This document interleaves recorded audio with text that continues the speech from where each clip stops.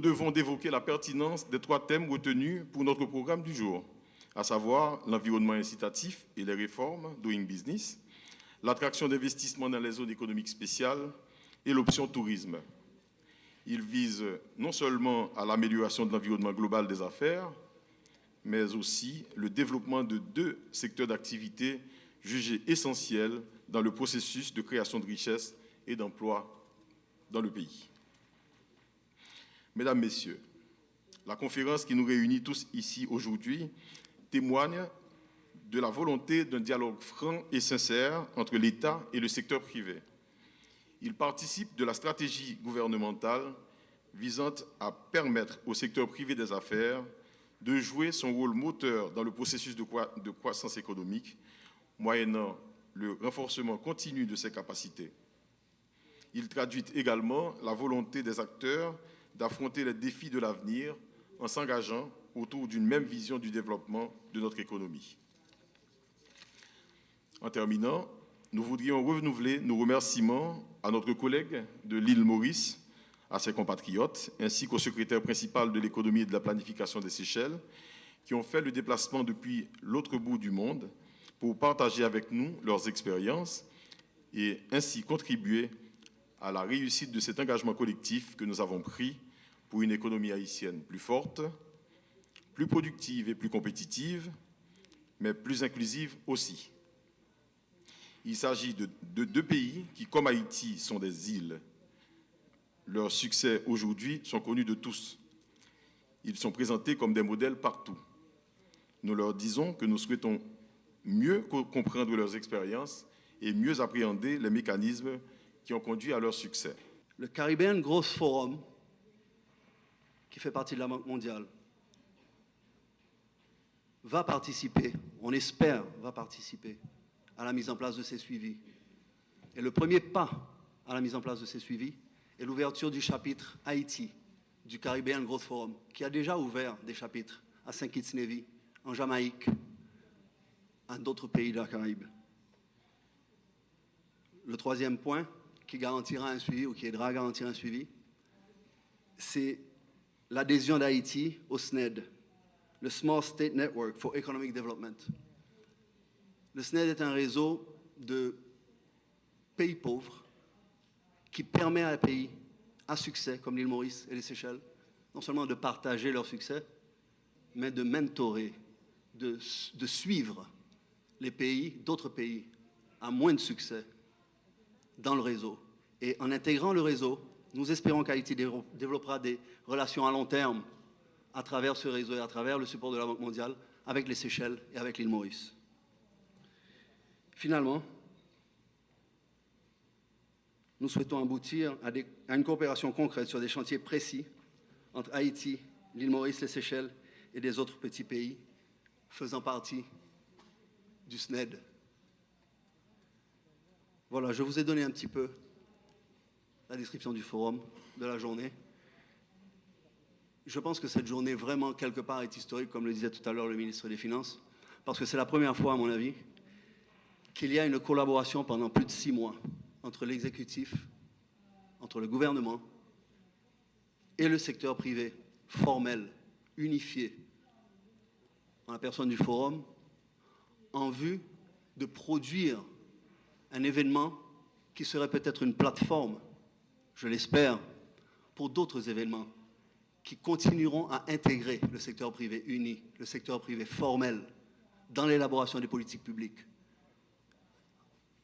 En finale, j'espère sincèrement que vous tous, là, du secteur privé, participerez aux associations auxquelles vous adhérez, que ce soit la Chambre de commerce, que ce soit l'ADI, que ce soit l'ATH, et les membres du gouvernement. Je souhaite de tout cœur que vous continuerez à solliciter le forum, à vous supporter dans les efforts d'implémentation et même de proposition de politique publique. Le groupe de la Banque mondiale est engagé à soutenir le gouvernement haïtien dans son effort de promotion de l'investissement privé et de l'amélioration du climat des affaires. Nous sommes convaincus, comme vous, que le secteur privé est incontournable pour le développement à long terme d'Haïti. Il est incontournable pour la création des emplois. Il est incontournable pour la réduction de la dépendance de l'aide internationale. Un secteur privé dynamique, appuyé par des institutions publiques efficaces, est un prérequis pour la croissance économique et l'amélioration des conditions de vie des populations haïtiennes, objectif principal du plan stratégique de développement d'Haïti. Dans cette optique, rien ne vaut l'établissement d'un dialogue franc et ouvert avec toutes les parties prenantes, plus particulièrement le secteur privé. Un dialogue sur les politiques et mesures réglementaires nécessaires pour le développement des affaires. La participation active du pouvoir législatif dans ce dialogue est tout aussi indispensable, car c'est lui qui vote les lois qui permettent la mise en place d'un cadre juridique institutionnel moderne et approprié pour le développement des affaires, tout en sauvegardant les intérêts des consommateurs et des employés de manière équitable et transparente.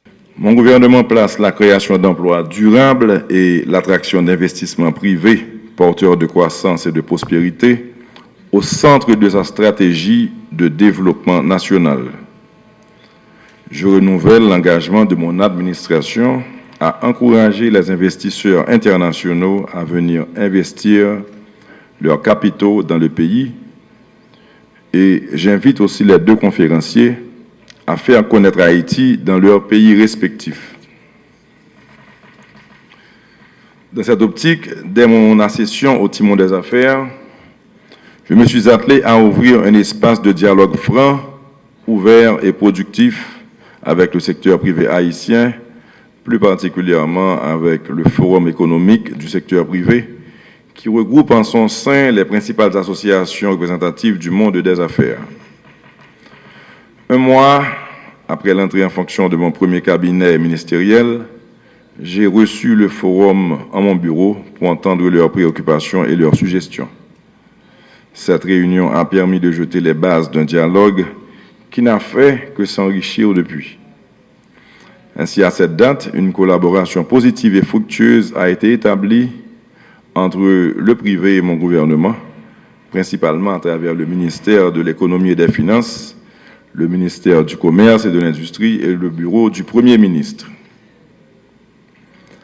Plusieurs commissions conjointes de travail sont ainsi à pied d'œuvre, notamment dans le cadre de la modernisation du cadre légal des affaires, du pilotage des partenariats publics-privés, des accords de partenariat économique, etc.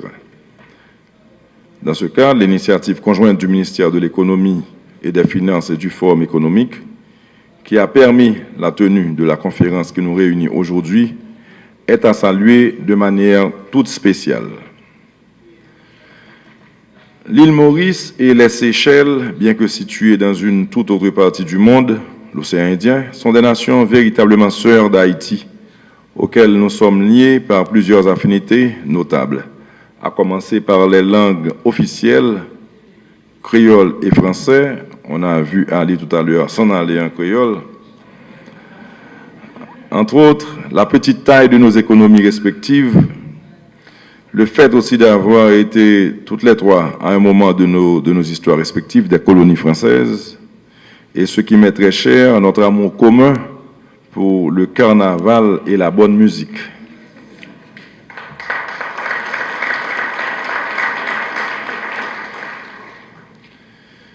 L'histoire de ces deux pays est pour nous source d'espoir et d'inspiration. Et nous espérons beaucoup tirer des présentations de M. Ali Mansour de l'île Maurice et de Bertrand Bell des Seychelles, des îles Seychelles, des enseignements précieux qui nous seront très utiles dans nos efforts de réforme. La réforme, Bertrand a beaucoup insisté sur les réformes qui ne sont pas toujours acceptées, difficiles à être en entreprise, et aussi de la modernisation de notre cadre d'accueil aux investissements privés productifs et générateurs de richesse et de prospérité. L'événement du jour est le résultat d'un effort collectif qui implique le secteur privé et le secteur public. Je me félicite donc que le Forum économique du secteur privé et le ministère de l'Économie et des Finances aient conjugué les efforts pour réunir aujourd'hui des autorités compétentes nationales et internationale sur ce sujet. Comme vous le savez, depuis plusieurs années déjà, de nombreuses entités publiques, des associations patronales, des commissions diverses travaillaient chacun de leur côté à produire des réflexions sur les différentes lois, réformes, décrets ou actions qui pourraient améliorer l'environnement des affaires dans notre pays et ainsi faciliter l'investissement privé. Toutefois, nous devons constater que ces efforts individuels ont des difficultés à aboutir et à produire des résultats tangibles.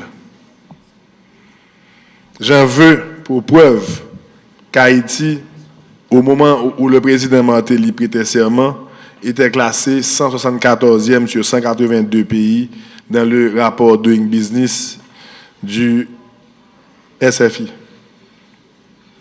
Nous devons rapidement corriger le tir.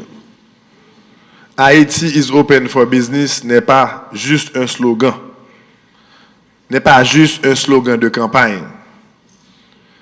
Nous sommes en train et nous avons toute la volonté politique pour mettre en train une série de mesures qui devraient aider notre pays à être émergent à l'horizon 2030. Aussi, pour fédérer les efforts de toutes les entités intéressées par la dynamisation de l'investissement privé en Haïti, j'ai demandé au Conseil de développement économique et social de la primature, présidé par Jerry Tardieu, de mettre en place un groupe d'action capable de produire une véritable stratégie nationale pour dynamiser l'investissement à court et à moyen terme.